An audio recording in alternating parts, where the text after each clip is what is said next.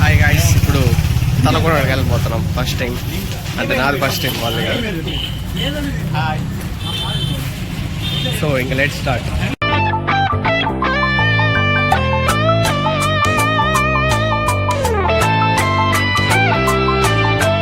Rock on bro అంది సెలవు రోజు,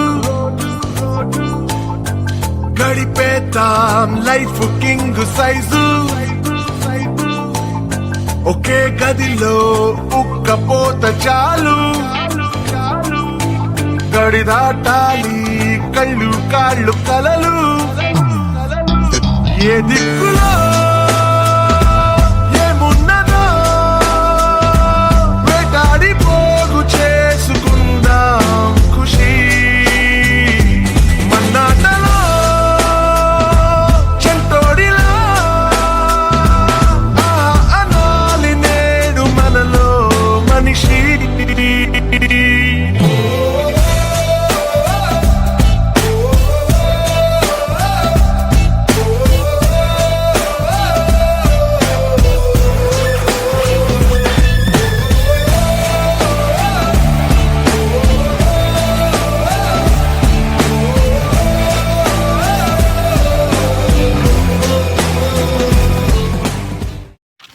finally reached Talakona after 2 hours.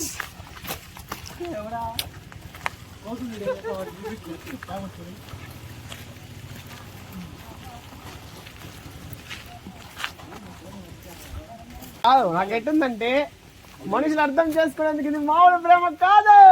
ఆ సినిమా నిజం కాకుండా బాగుంటది. ఇది గుర్తుపెట్టుకో, తర్వాత మాట్లాడుకుందాం.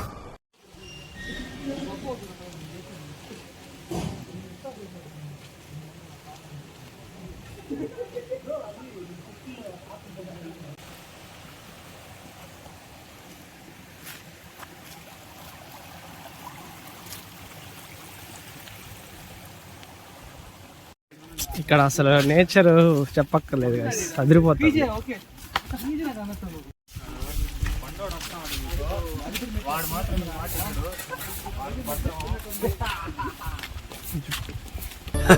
సరే తరలే, ఎన్నెన్నో అనుకుంటాం.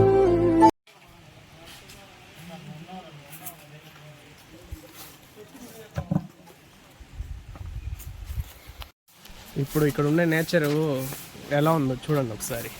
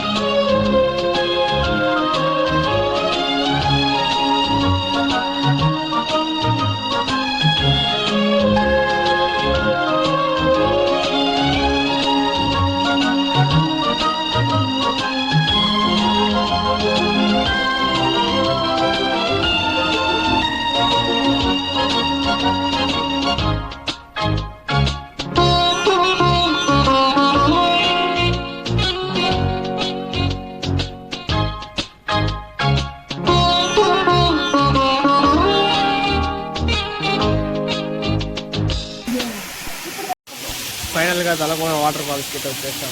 ఎలా ఉంది దారిలో నేచర్? సూపర్ సూపరా? Super super. How it feels? Something మీకు ఎలా ఉంది దారిలో నేచర్? సూపర్, అసలు మైండ్ పోతుంది. సో ఇంకా ఈ బ్లాగ్ ఇక్కడితో పాస్ చేసి మునిగేసి మళ్ళీ వచ్చి ఏమైనా చూపిస్తాం.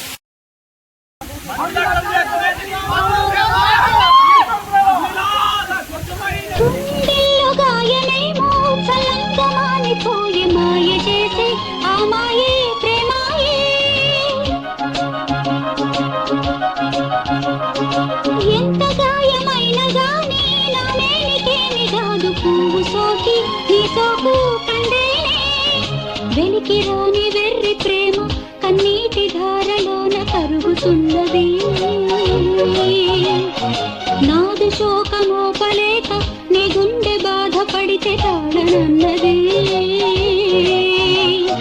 మనుషులెరుగలేరు మామూలు ప్రేమ కాదు, అగ్ని కంటే స్వచ్ఛమైనది. మమకారమే ఈ లాలి పాటగా రాసేది హృదయమా. ఉమాదేవిగా శివుని అర్ధభాగమైనాలోన నిలువుమా. శుభ లాలి లాలి జో లాలి లాలి జో, ఉమాదేవి లాలి జో లాలి లాలి జో. మమకారమే ఈ లాలి పాటగా రాసేది హృదయమా.